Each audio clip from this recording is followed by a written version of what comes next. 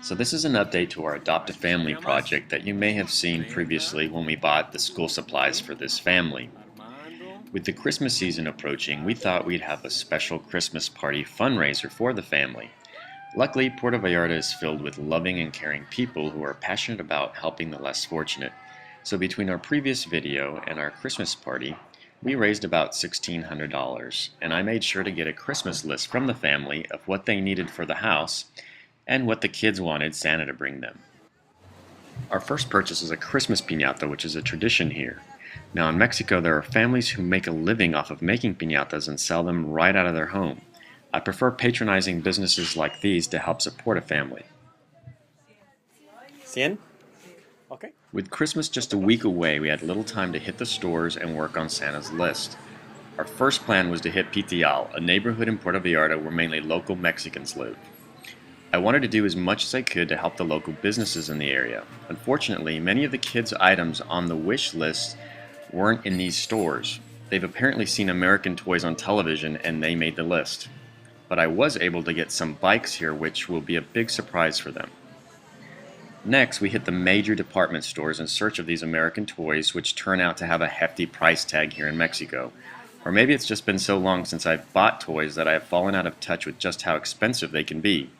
There's no way they could have afforded to buy these toys on their list. For instance, Brenda wanted a Barbie castle that costed over 900 pesos, which is about $70. I don't recall my Barbie castle costing that much.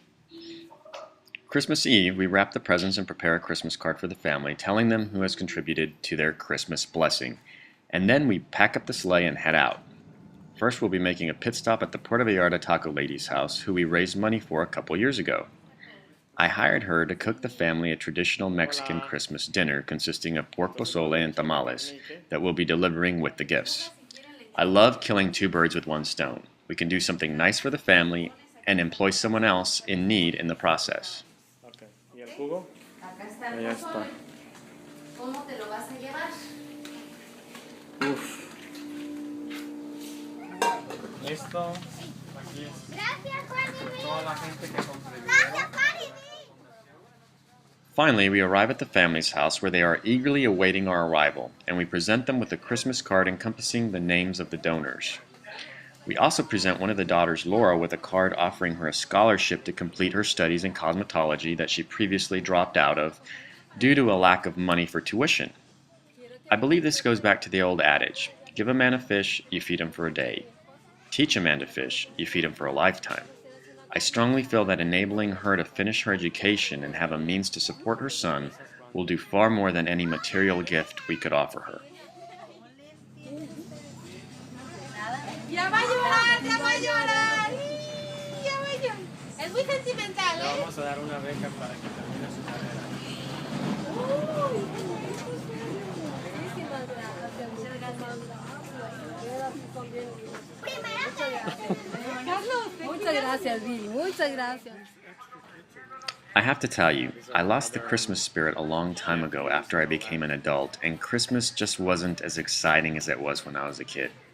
It wasn't until recently when we started doing things like this that I rediscovered the Christmas spirit, and now it gives me something to look forward to. A ver, ¿qué es? Es lo que yo pedí. Ay, eso es lo que yo pedí. No importa, porque mira lo que me trajeron. Ay, mamá, mira lo que me trajeron a mí. Para David, va a venir aquí para David. ¿Qué te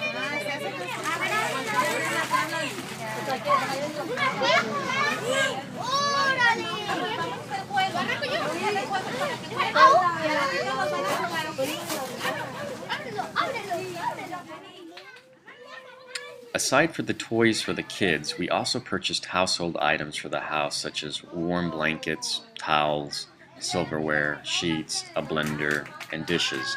Things some of us take for granted but can be a luxury for people with little means.